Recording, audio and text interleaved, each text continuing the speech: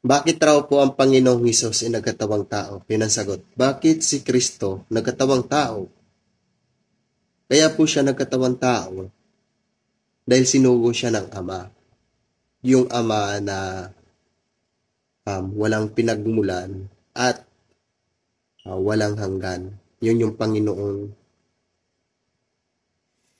sinugo po ang Panginoong Hesukristo noon para para tagapagligtas ng sanlibutan.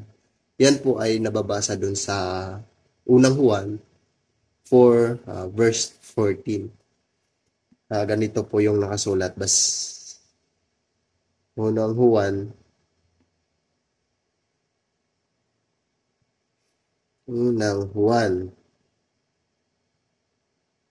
4:14. Ganito po ang nakasulat. At nakita natin at sinaksihan na sinugo ng Ama ang Anak upang maging tagapagligtas ng sanlibutan.